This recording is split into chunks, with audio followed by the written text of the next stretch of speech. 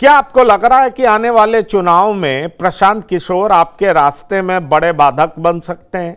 क्योंकि वो जिस तरीके से अपने अनशन को लेकर के अड़े हुए हैं और बीपीएससी मसले पर राजनीतिक रूप से उन्होंने जो मजबूती दिखाई है, उससे एक माहौल तो बनने लगा है कि छात्रों के साथ सबसे आगे बढ़कर के प्रशांत किशोर ही खड़े हैं।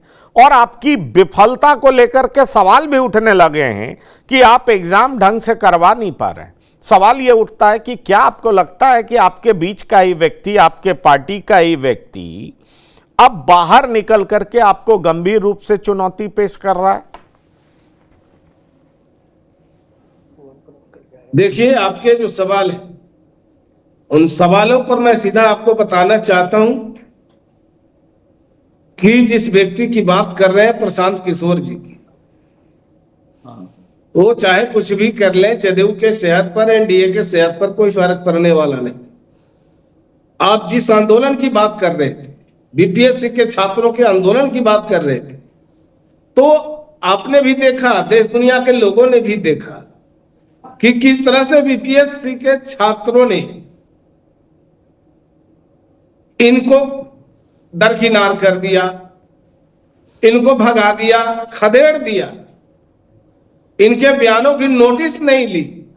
ये जबरदस्ती जाकर छात्रों को बोल रहे थे कि मैंने तुमको कंबल दिया, छात्रों को लगा बुरा।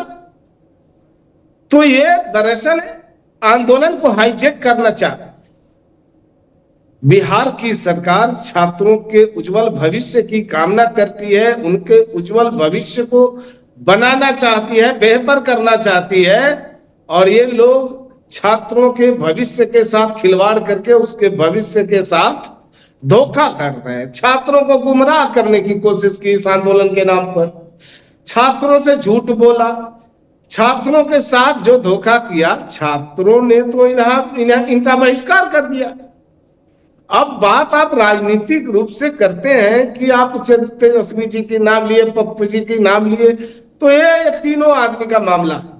एक इस आंदोलन में पप्पू जी हो या तेजस्वी जी हो या पीके जी हो, ये तीनों मिलकर आपस में तय कर ले कि आखिर इस आंदोलन का श्रेय कौन लेंगे, किसकी अगुवाई में लड़ाई हुआ, ये इनका मामला है। उस मामले से हमें कोई लेना देना नहीं। हम सीधा जानते हैं कि बिहार में नीतीश कुमार जी की अगुवाई में जो सरकार चल रही है एनडीए की, इस सरकार में किसी के साथ कोई भेदभाव नहीं है, किसी के साथ कोई पक्षपात नहीं किया जा सकता है। बिहार के भविष्य के लिए, बिहार के लोगों के भविष्य को सुरक्षित रखने के लिए, विकास की रफ्तार को और तेज करने के लिए सरकार दिन रात मेहनत करके काम कर रही है। और ऐसी परिस्थिति में बिहार के साथ जो बिहार का जो परिदृश्य आप सामने देख रहे हैं, जो बदला हुआ बिहार दिखाई दे रहा है, ये नीतीश कुमार जी के अथक प्रयास, सूझबूझ और इनके परिश्रम का ही नतीजा है।